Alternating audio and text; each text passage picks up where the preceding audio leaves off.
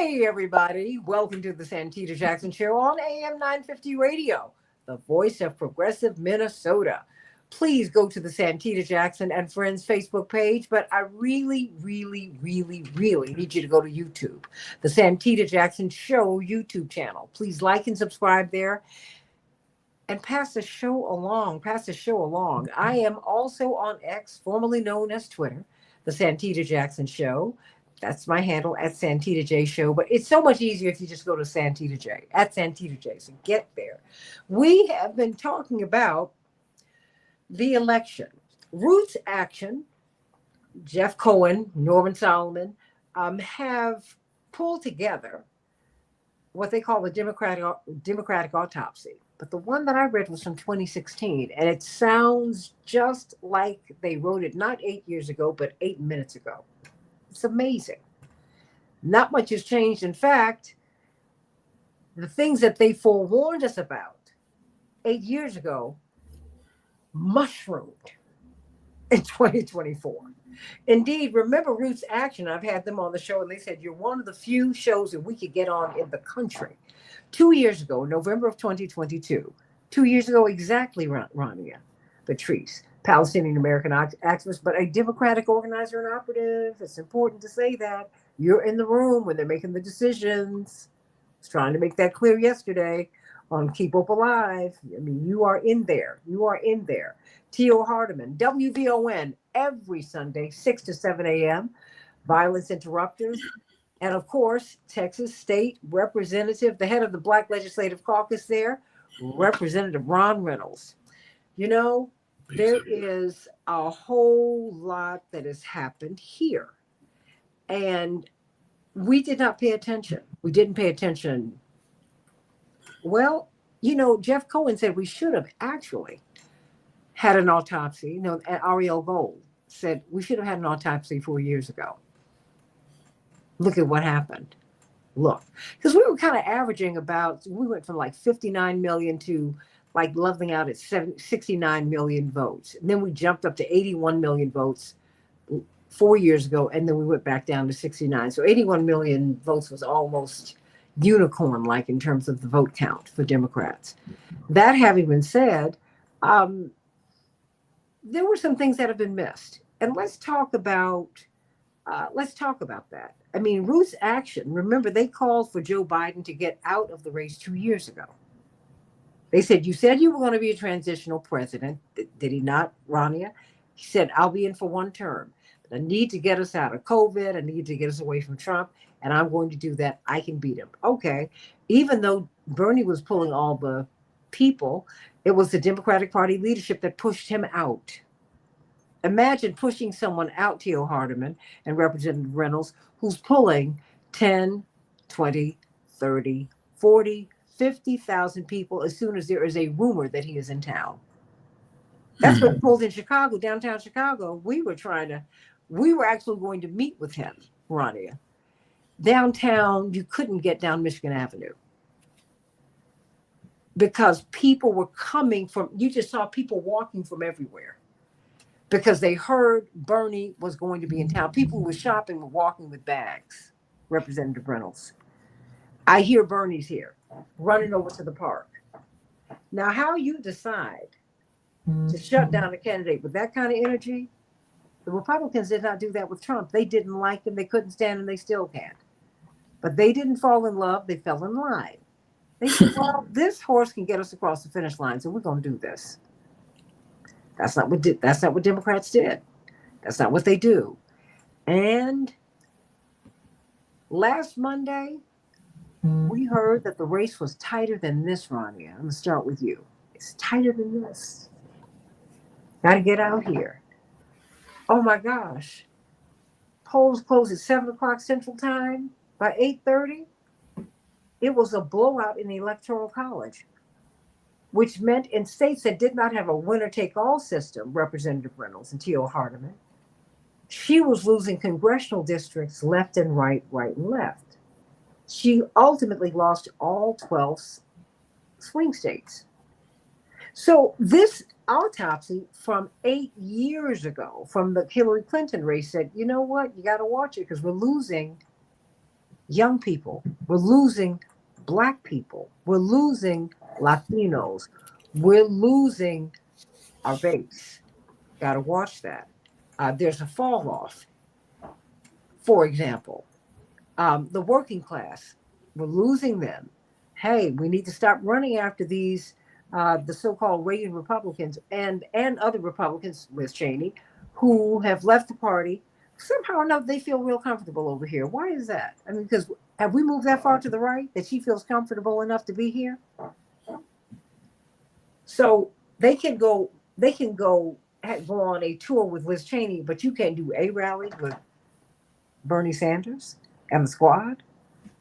I'm just trying to figure it out, Rania. That's just, so help me. Let's kind of help me to understand what we're doing. What happened? What did we see here? And I promise, and I want you to be candid because, I think that we had some misunderstanding. I don't know where it came from when we were on Reverend Jackson's Keep Hope Alive show yesterday. And the thing is, what you were doing, and I want to encourage you to continue to be candid because you are someone who is in the room. With every victory we've had, Reverend Jackson and his allies have tried to bring people along who had not been there before, Representative Reynolds. Mm-hmm. So to begin to bring in young Black activists, Palestinian American activists, Lebanese American activists, Arab activists, LGBTQ plus, and on, that's been the mission. And she's one of these people who's performed so well. She's not a consultant who has failed. When Rania brings people, okay, I'm hearing something. Okay. When Rania looks for people, she brings them to the table.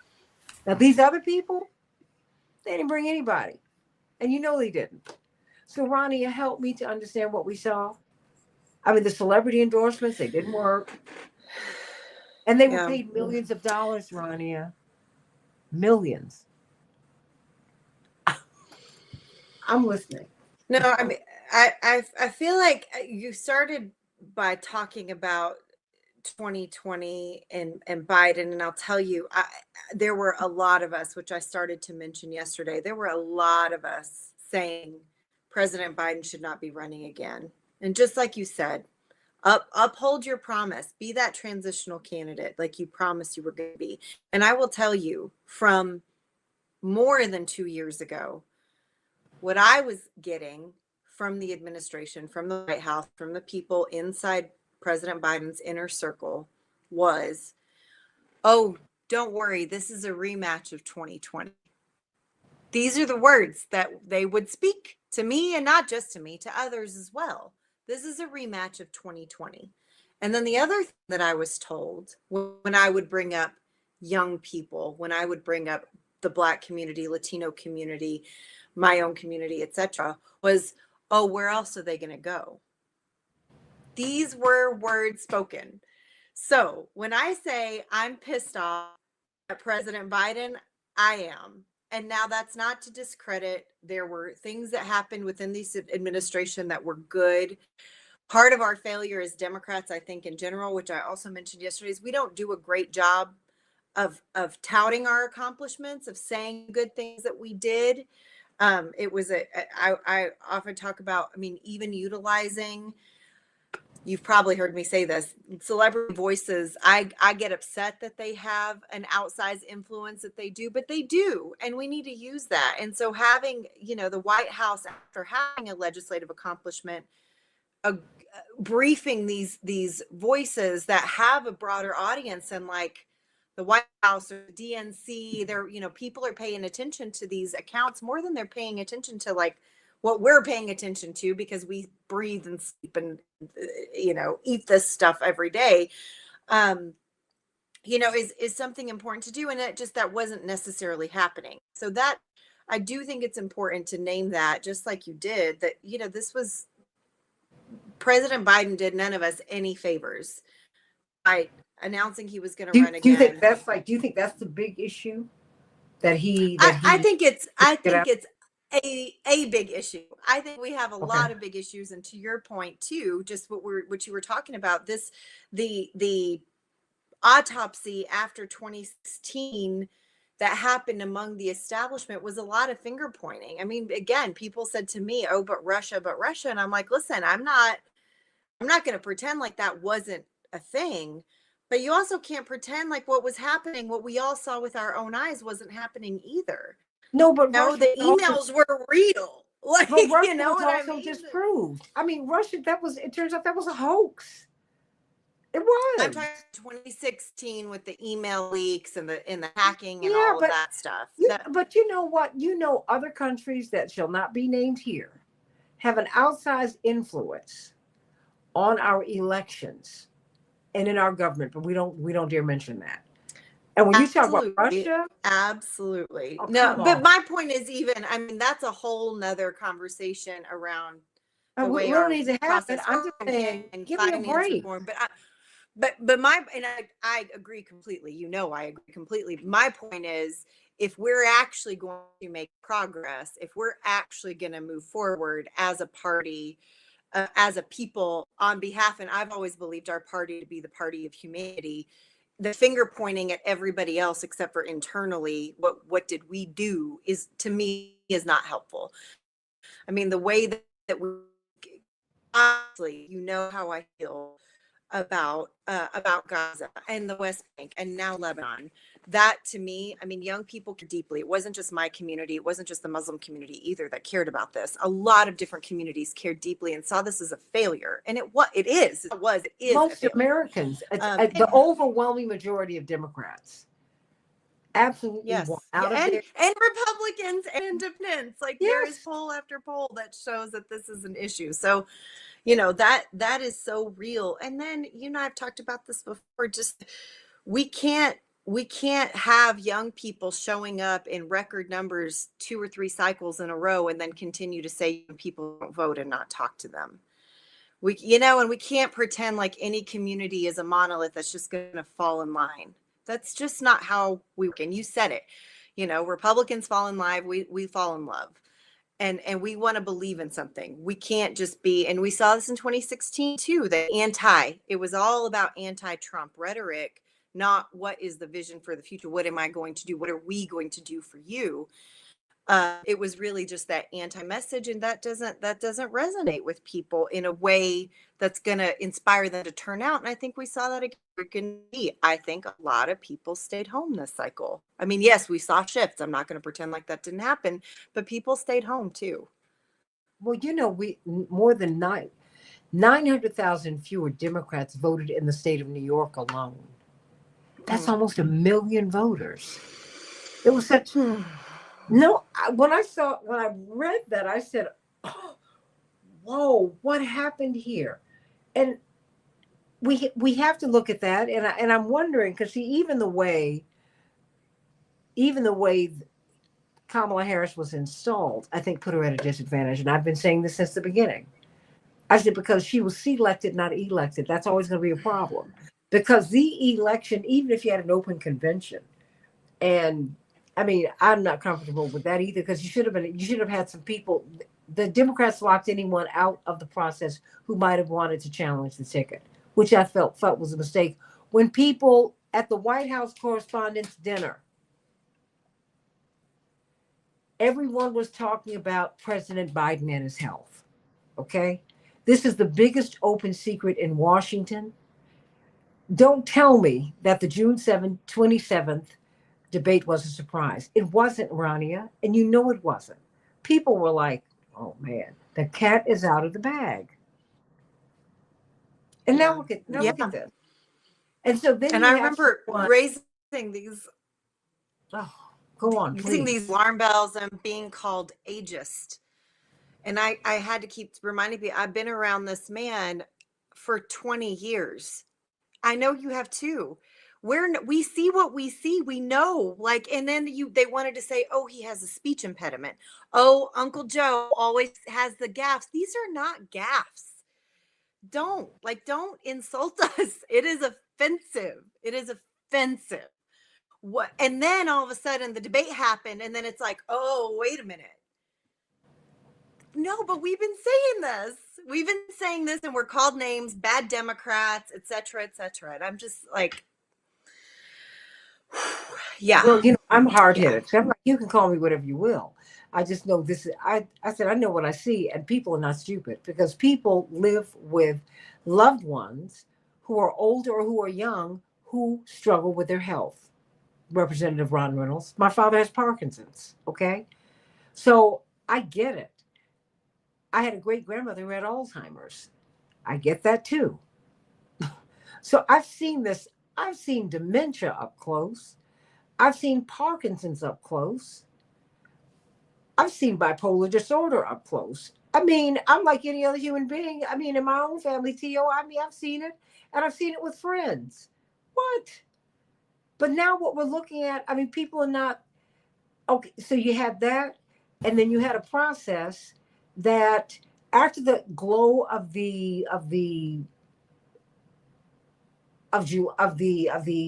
big convention in July or in August. After that, there was a sharp fall off. I mean, and I think it's because you didn't have the proper vetting process. I mean, there were a lot of things that happened that just did not, that really, I think, set her up not to do well.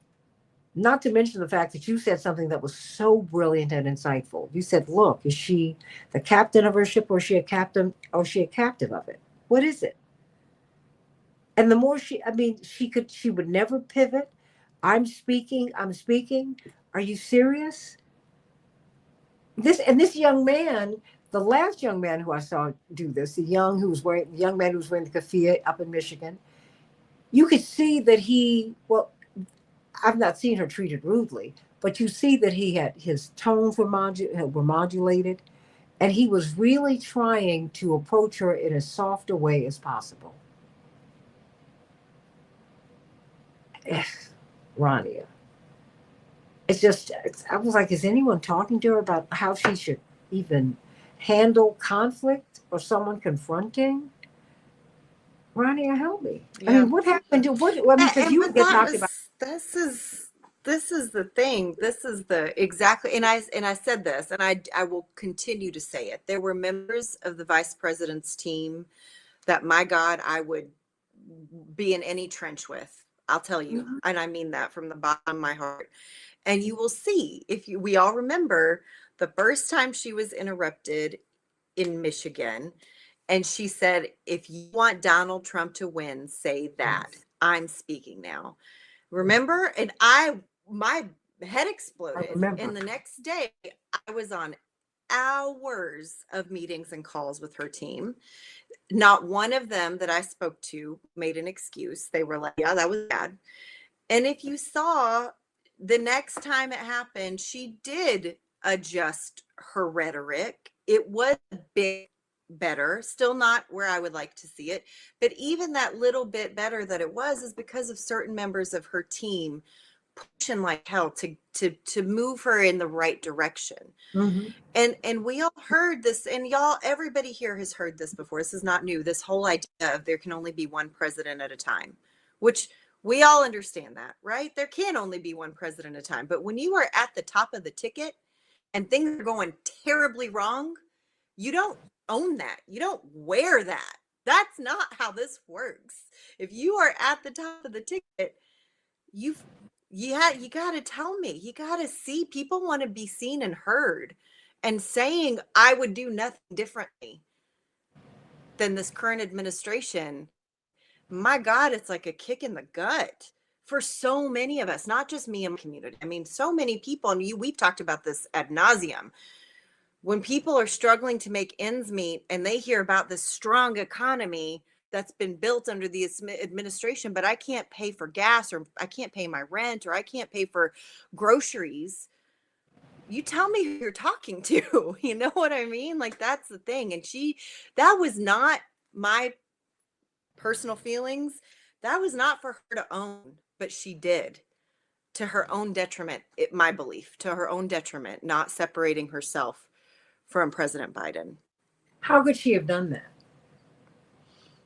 I mean, I think she had to say, listen, I think we accomplished a lot of things. She could have talked about, you know, the IRA and all of these kinds of, you know, she could talk about some of the successes and say, but I know the price of groceries is still too high.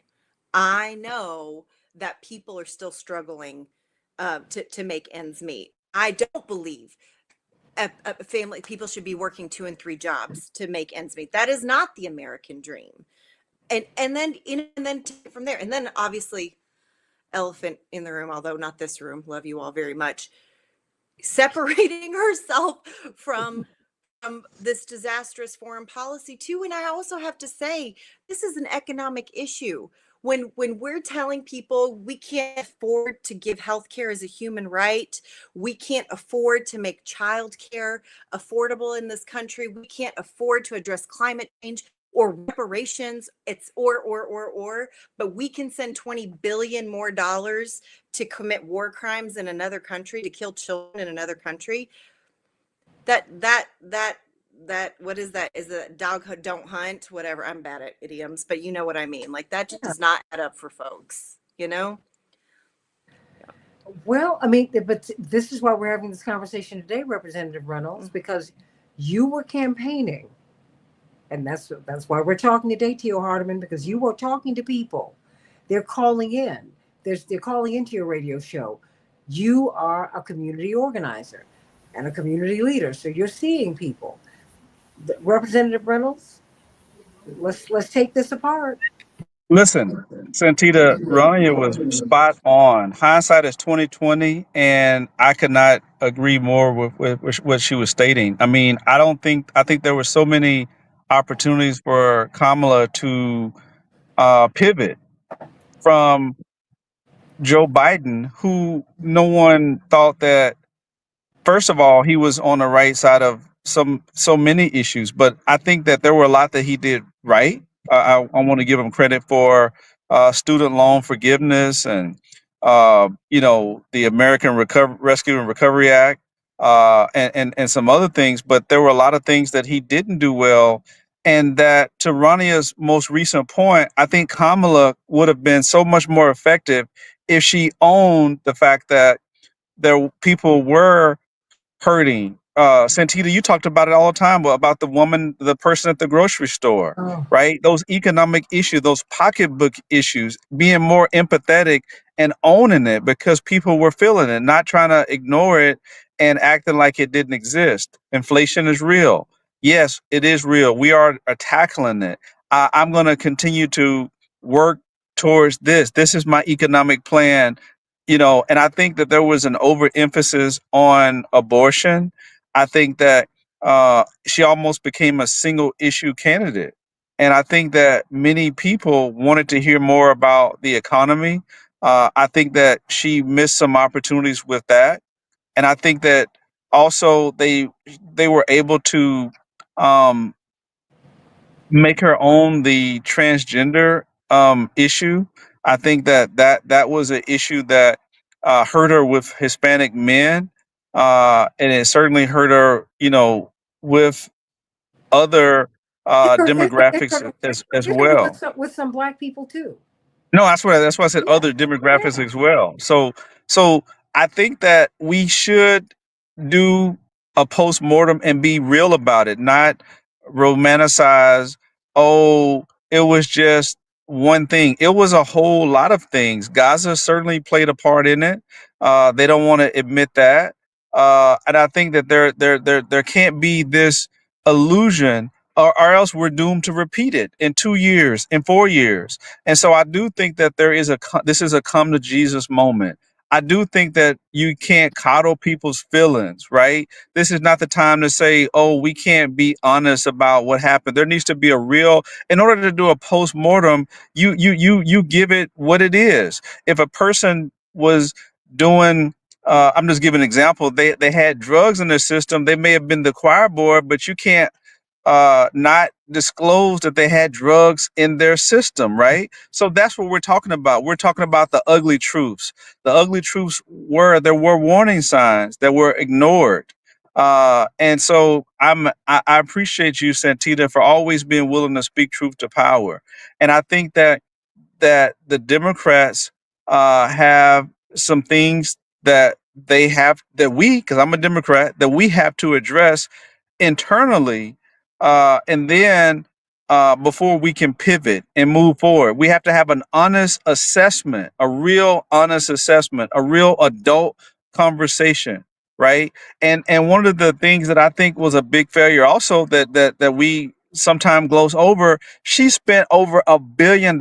In fact, her campaign is in debt. But how much money again went into communities of color and underserved communities? Not much. And so that right there speaks volumes about your priorities, where it was almost a last minute ditch effort. Oh, we need black men, we're struggling. Oh, let's throw a few crumbs here and there, so that we can appease them. Let's come out with a black men plan. And many people say, well, that was an afterthought. Like, come on, you weren't serious about that. So I think that we have to, as we do this analysis, we have to do a deep dive at where the problems were. Obama certainly didn't help when he was lecturing about black men. That didn't help her problem. That exacerbated the problem. I think we talked about that when you had the professor on and you had Nina Turner on. And I think that, Michael Eric Dyson. So I think that we have a long way to go. It's going to be a painful process, but in order to overcome it and come out of it, we have to do a real assessment, and we can't wait and keep kicking the can down the road, or else we're going to. Einstein said it best. The definition of insanity is to keep doing the same things and expecting different results. We have to address these issues. We have a black man issue. We have a Hispanic man issue. We have a working class issue. These are the demographics that the Democratic Party has championed and has owned in the past, but we see that reliable demographic slipping. And so that is what we need to do. I think Rania was right on it, and I'm going to keep speaking truth to power, because let me just say this final thing. I've talked to some of these black establishment folks, Santita. All they care about is their paychecks, and as long as their paychecks are clearing, they're gonna keep saying the company line. They don't want to peel the onion back, right? And so I appreciate us being able to have these real conversations, because some people, they are bought and paid for by the Democratic establishment, and they can't have these real candid conversations that we're having. They can't call balls and strikes. They can't call out the failures of the party and the elite, the corporate elite that is funding a lot of these operations. They can't call it out. And so I'm happy that we're using this platform to call it out, because it needs to be called out. I hear you. Teal Hardiman, talk to me. And, and what did you hear when, what have you been hearing on the radio too? Because you give us, Ronnie, he gives us the benefit of that. Yeah, well, it's an iconic radio show on an iconic station. And so many were focusing on black men. You were talking, you talk to them every day.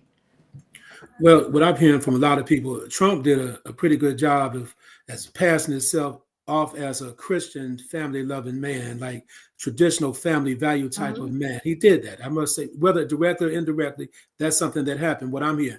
Now, Mother Nature caught up with Joe Biden. All of us, one day at a time, Mother Nature's going to catch up with all of us one day at a time in our lives, right? One of my biggest fears, Santita, is walking slow. I never want to walk slow later on in my life. I'm always used to moving and grooving, all right? But let me just say this too. Now, I respect the LGBT community. Let me make that clear first, right? But when did having for prisoners to have sex change operations become a policy? That's something she could have talked about after she became the president. In my opinion, I'm hearing this from people that call me. When did that become a priority policy? We got all these other issues like the economy taking place. You got other issues. Now, understand this too for all the viewers here. The reality is that Donald Trump may not do anything different in the Middle East than what she was going to do, because he vows to support Israel as well. in some of his speeches. He may change up a few things here and there. Now he's talking about now taking the money out of the financing the Ukrainian people, taking that money and then helping the homeless people over here in the United States. So Donald Trump, he stayed in the media almost every day. He stayed so relevant that people probably always was thinking this is the way to go no matter what. Even though we knew he had a lot of flaws, but people are tired of perfect. I say it once again, some people are millions of people, 74 million as a matter of fact, and over, tired of these perfect type of people that are running for office. Donald Trump is like the dramatic son. What you see is what you get. He was unfiltered. He just said whatever came to his mind. That doesn't make him right, but for 74 plus million people, it made him right. They believe in his message right now. So right now, I've been putting a lot of posts out on my LinkedIn talking about we need to work with him right now because he'll be the president for the next 4 years. Let's work it out. Some people are still mad. Some people are hurt that he won, but the reality is that Trump, we might be able to Trump might do a makeover within itself to a point where Trump can become a better person now. I mean, because a lot of people voted for him. Maybe now he might say, you know what? The people really honestly love me for my vision, what I put out there. Now I plan to make the country work for all of us. He can let go some of his vendettas he has with people and all that kind of stuff. Now, one thing I want to say, once again, when I ran for governor in the state of Illinois in 2014, I want to put this out there. I secured close to 30% of the state vote. The Democratic Party still did not invite me into the inner circle. Now, I represented 30% of the Democratic vote in Illinois.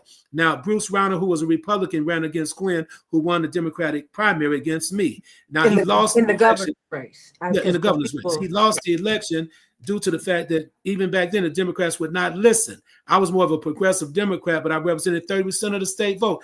Quinn lost by about the number of votes that I represented. It makes no sense because you have to invite people in. Stop just hoarding everything and locking everything down. For example, you cannot, like the state representative was talking, Rep. Reynolds, they don't have independent voices anymore. There are no independent voices. There was a former state rep in Illinois, Ken Duncan was his name, African-American guy. Ken Duncan, he made a comment about the Democratic Party, and next thing you know, all that money was put in to unseat him. He's never been back in politics since he lost his seat because he chose to make a comment about something the party didn't agree with. So we have to learn.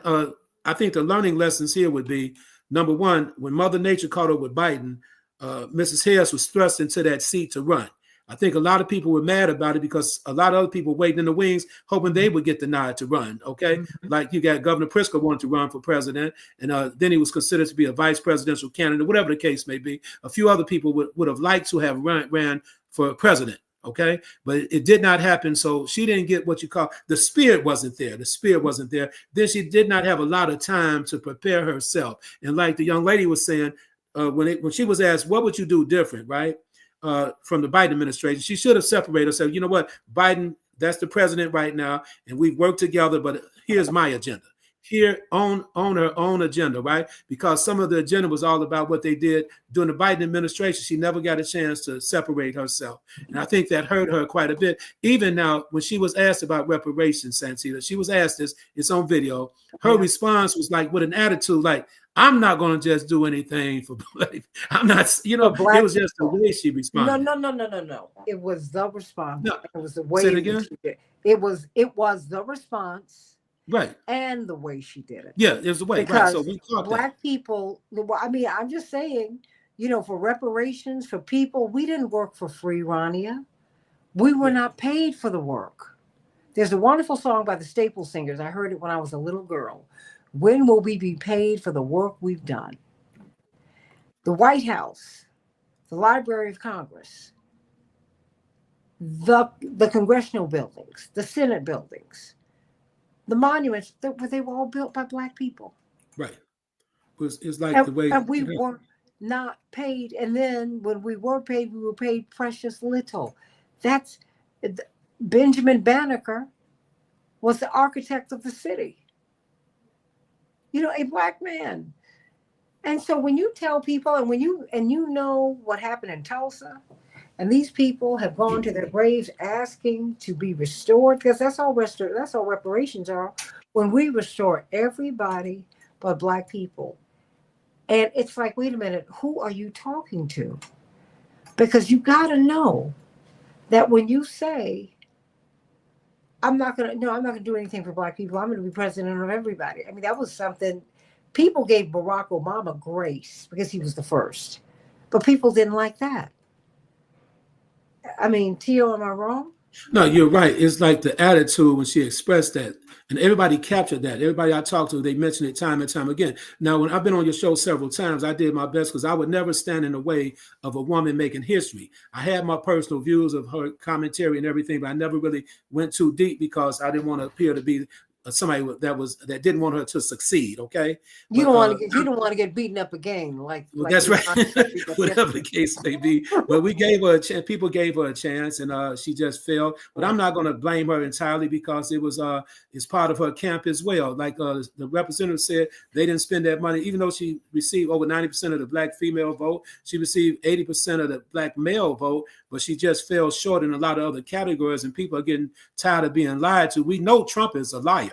We know that. I mean, I'll just be straight up with you. We know Trump had all kinds of, come on, man, you got 34 convictions.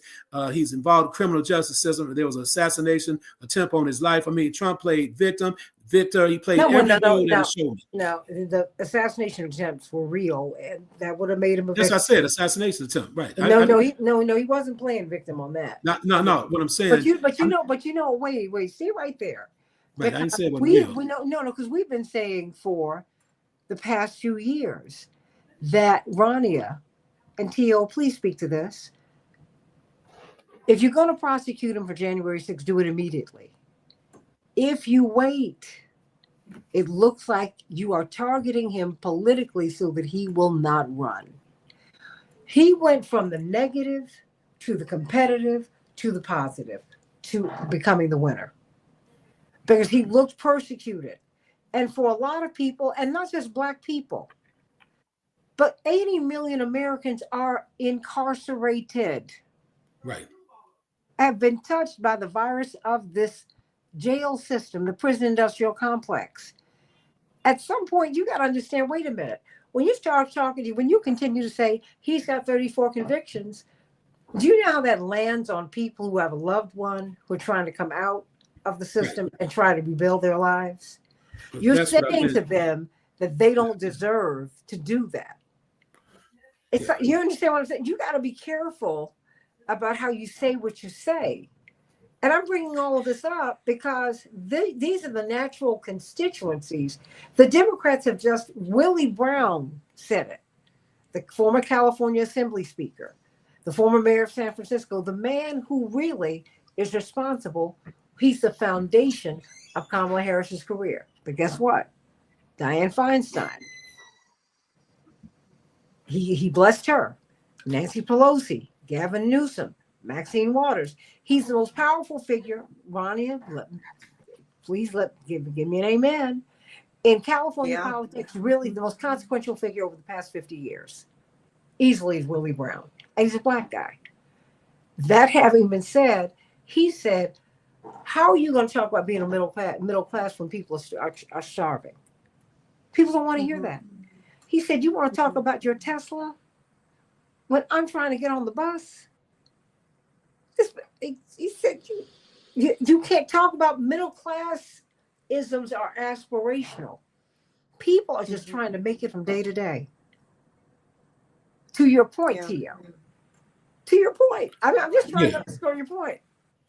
No, you're good. What I was attempting to say that, Santita, was that I didn't say he was playing victim with the assassination attempt. When I talked about victim, he got caught up in the criminal justice system. He played a victim there with his 34 felony counts. The assassination attempt was real, but it put him out there. It kind of thrust him out there in a way where people started to really take a look at Donald Trump and starting to feel a certain way about him. And then it turned out in his favor during the electoral. Nobody predicted he would actually win the electoral college the way he did. Nobody predicted that. And all the polls that were out there had the race in a dead heat. And it was just like a phenomenon. Like I say, it's hard to explain. No matter what we say, we've had many candidates. We've had many presidents. We had Nixon, Watergate scandal, right? Thomas Jefferson had some, he owns some African people that were forced in slavery. Just let me put it like that. And you've had issues with Reaganomics, all kinds of issues, but we never had a president like Donald Trump.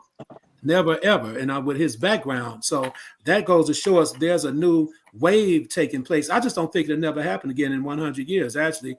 But I know the Democrats fell asleep at the wheel in reinventing themselves. They failed to reinvent themselves. That's what happened right there. when we get finished talking about it, Trump didn't have to. Trump is a showman. All the way from The Apprentice show, Hollywood Friends, and then when Mrs. Harris went out and got the rappers dancing and all that, it didn't help her because it painted another picture of how weak the Democratic Party might have been. I'm not saying they showed they were kind of weak during this election, but you going out getting almost strippers to dance for you, shake their behinds all over the place. I mean, who does? I'm just being honest with you. Who does that? I mean, it showed up now, but I wish Mrs. Harris the best. Don't get me wrong, but we have to deal with. No. Stop right there. Hold that thought, because Ronnie, when you get in the room, yeah. I want you to tell people Mm-hmm. that not just college-educated Black people. Right. Black people are aspirational no matter where we are. And the further down we are, the more aspirational we are. The more we need you to be to show us. That's why the Cosby Show is something that it resonates in a particular way in a different world with Black people. They're the most popular. Cosby Show, they don't want to give them credit for it. It's the most popular sitcom in the history of American television. It was, yeah. No, it is. Yeah. No show has been number one every week for 5 or 6 or 7 years. What That's about Good never Times? happened. Good Times, Santita. About Yeah, Good but Times? no, it's better than that. I mean, the Yes. Cosby Show was number one every week Yeah. for about 6 or 7 years. That's never happened before or since. Never, ever. Gotcha. And they were very, very deliberate. And like Ebony and Jet magazine would only show us in our best light. Got it. Because we need that so desperately. And so I heard from so many Black people when they saw people twerking on stage at a presidential rally for a Black woman, that was something that was so, it missed the mark. It missed the mark. Well, that's why I mentioned that. Yeah, no. I'm amplifying your point. I'm saying to Mhm. your point, because I kept hearing it from young Black men, many of them who hadn't gone to college. They might barely finish high school or trying to find their way. They saw that and they said, to see a Black woman portrayed in that way, Right. hurt me. That was something. Berry Gordy was very deliberate in framing the Motown Acts a particular way. And they make us feel prideful today. They didn't miss a beat. And so that's, Rania, when you go back and talk to people, you got to let them know that there were some big misses, some big ones. It was just like not putting a Palestinian American on the stage at the Democratic Convention. When that happened, I said, I don't know how you're going to come back from that one. And it was there's so many of these things that were such low bars clear. Well, and for but me, not that was clearing a pretty low one. That was pretty bad. Absolutely. But then not clearing that, just like floodgates open.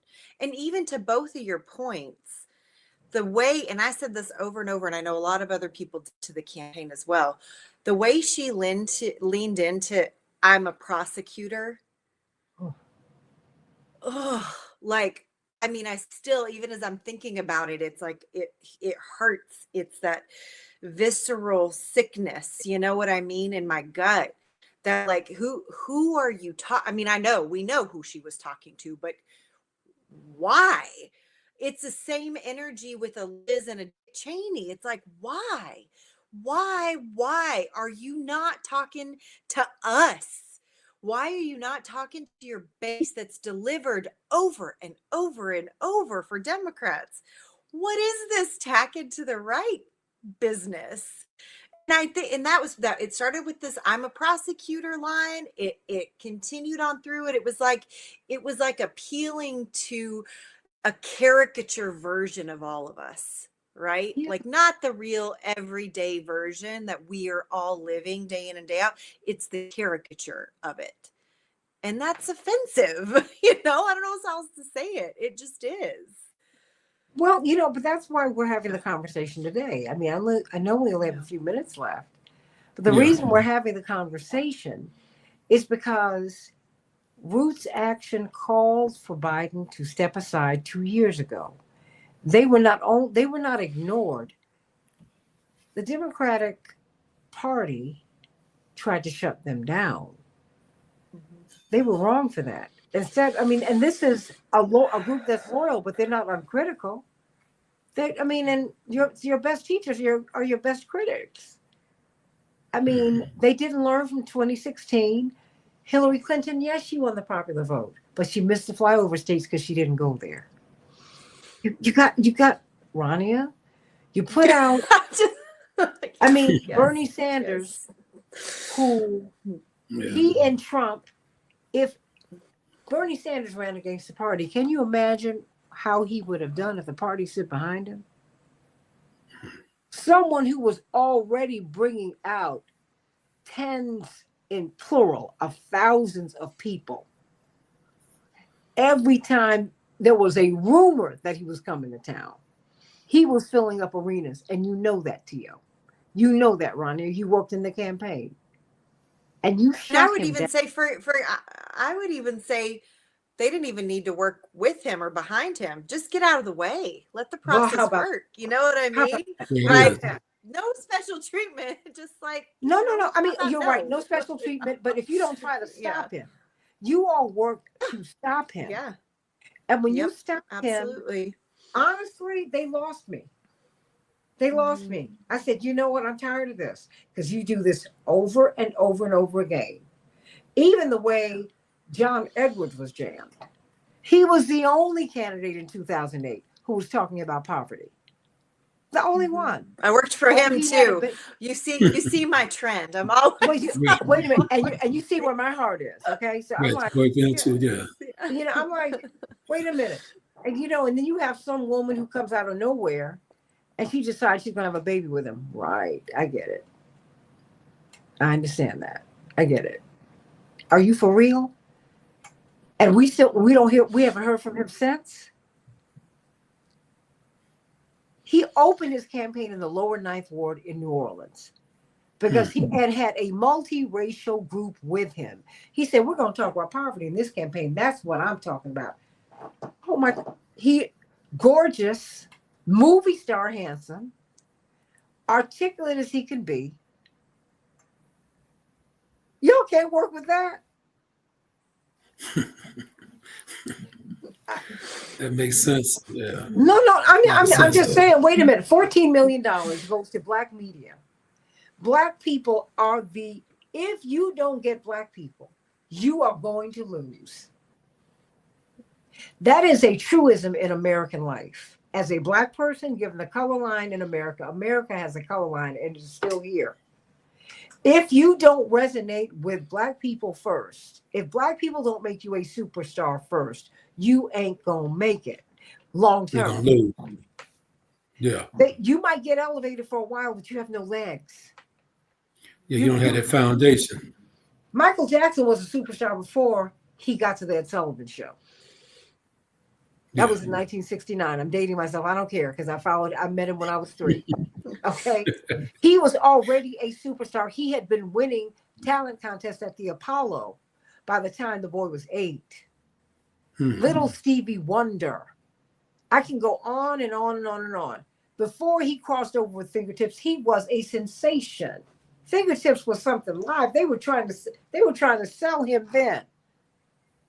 Okay, so it is the record has shown that, and she knew that she needed Black people. You gotta do something. Running on reproductive rights, that's important. Run on maternal mortality. Yes. Because we're dying when we're having these babies, when we're getting pregnant. Run on that. Because I'm going to tell you, some of us don't feel some kind of way about abortion. I'm pro-choice, but I'm not pro-abortion. But I'm not going to put that on you. I feel that if a woman has to make that decision, Tio, that is the most awful decision that you would have to be faced with. And women never lose that. I respect your choice. I would never, ever judge someone for that. Ever. But let me ask you this. I want you to be safe because our reproductive health is tied to our overall health. Yeah. Well, let me ask you a question here, if you don't mind. I know the country was built off the labor of African American people, which I'm African Yes. American. I know the country was built by immigrants as well. So what's wrong with No, no, people no. coming? Black people built the country. I know that. I Immigrants, know that. But you no, got immigrants came here right. and got jobs and then continue to build upon the country. But the Got you covered. So foundation of the country African that they people, were able to come to, right? now we got to dispel that myth. Make it They were right. able to come to a country that had been built by Black Got it. people. It became an economic superpower because they didn't have to pay for the labor that it took to build the country. So therefore, what's wrong with people coming over here the legal way opposed to coming over here illegally? Because we all support when people come the legal way. So why was that such a issue with the Democrats when they couldn't just let's adhere and abide by the law? I think that's, to me, it's more complicated, of course, but it's simple if you just abide by the law. Because you had so many people over here that came over here legally, still waiting on green cards, waiting to be citizens. It seemed like there's a priority put out there. I told you, talk to the oligarchs. There's a tent program for refugees and other programs that are I bringing got these that. people. No. Because if you don't look at the oligarchs who are sponsoring this, a third of the country in Venezuela, they're not running to America. They're running away from home because we've made their lives miserable. Let me These people challenge that in a positive way. what I'm saying is, no. What I'm saying is these people don't want to be here. We're trying to get them out of their country because we want Venezuelan oil, but we don't want Venezuelans to be in the country. All right, but let me say this then. The Democrats did a bad job of explaining that then, because the image that was out there, all these people came over here illegally. Because these people were seeking asylum. I got it. They played into racist tropes. We got 38,000 Ukrainians in Chicago, and no one ever mentioned it. That's what I'm talking about. No, but start there, because they were never called illegal. We went and got them from Ukraine and brought them here. Right. No. So we need to. Yes. And I think this is one of the things that made me crazy. Obviously, I'm gonna have to drop soon. I'm so sorry. This conversation is so important, and I gotta love both. But I do think it's important, Santita, something that you're naming. One of the issues was the way that the vice president was talking about immigration. Oh, God. She was talking about it in that prosecutorial language and talking about drug trafficking and human trafficking. And human trafficking is a big piece of my work, anti-human trafficking, obviously. So I'm not saying we don't talk about these things, but that was the end of the sentence. And to your point, we as a country create the scenarios in which these people are having to flee their livelihoods. And imagine how horrible it has to be to put your children on your back and walk thousands of miles. I mean, the reality of the inhumanity of that. And then I also just have to say too, my parents both immigrated to the United States. The process for them to immigrate to the United States 7 years ago, completely different from the process now. Completely different. We are criminalizing asylum seekers. Exactly. We as a country, seeking asylum is a legal process. We are criminalizing that process. I just have to say that because I agree with what you're saying, Tio, that she did not frame that correctly in any way, shape, or form. And Santita, you're exactly right. The tropes that were being used, I just was on the edge of my chair wanting to pull my hair out going, what the hell is going on here? I just can't. Anyway, sorry. I know I'll be back with you, but I do. No. But God, I know you appreciate do, y'all but so much. Appreciate you. I love you, Ronnie and Patrice, but I will close with this. And Ronnie, I know you need to go. When you go to Caracas, Venezuela, I love you. When you go to these countries where these people have left, when you go into Caracas, you see Standard Oil. So you go there and you see our corporations there. Okay. They have built little compounds where they live. They live like kings and queens over there. And when you walk into their headquarters, it's as if whatever development that they're not able to make that they're not able to enact in the country. No. They're able to do that in the buildings. It's like walking into the United States. It's like when you walk into an American embassy anywhere in the world. I don't care how poorly developed the country is. It's like walking into the United States and you can drink the water. I get it. Okay. So when these people come to the United States, they're coming to the United States because they know the country that's at the center of the mischief. that's Okay. driving their misery.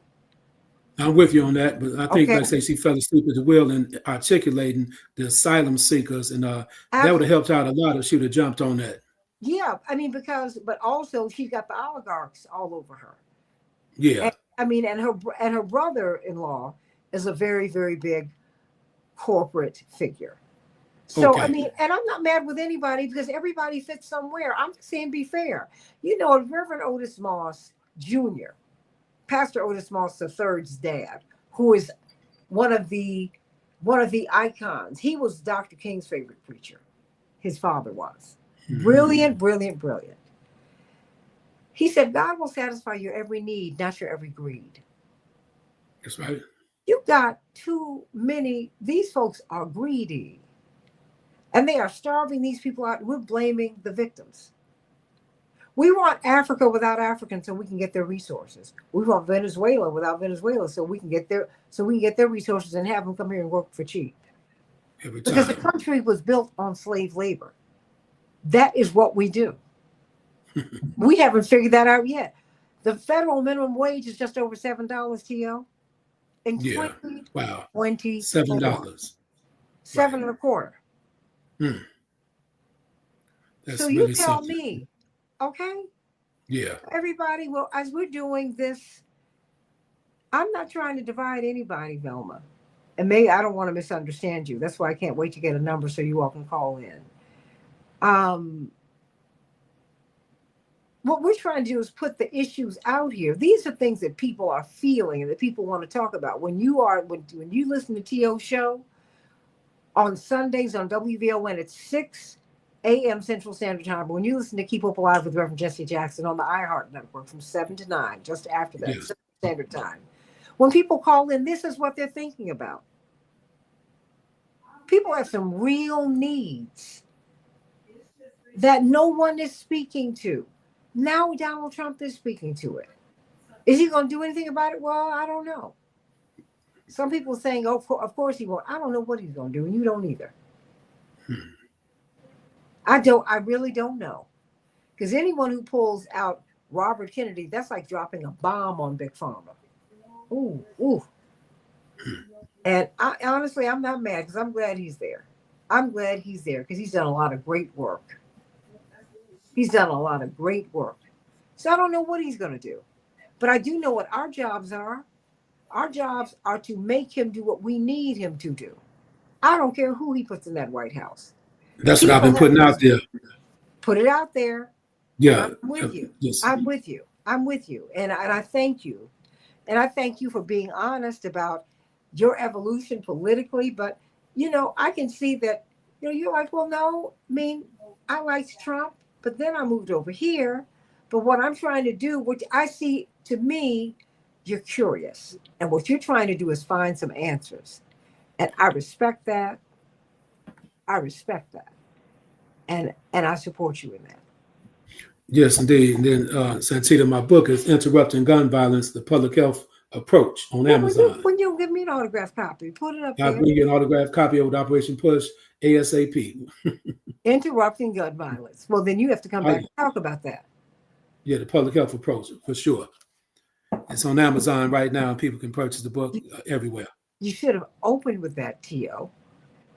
Everybody, go to Amazon. What's the name of the book? It's Interrupting Gun Violence, the Public Health Approach. T.O. Right. Mr. C. Hardeman. Everybody, please order it now. Order it right now. Lamont, okay, get it. I love you, everybody. And T.O. Hardeman loves you. Interrupting Gun Violence, right? Yes. Okay, on Amazon, go there and get it, everybody. Sending you so much love. I am Santita Jackson, and this is AM 950 Radio, the voice of progressive Minnesota. All right, peace to you.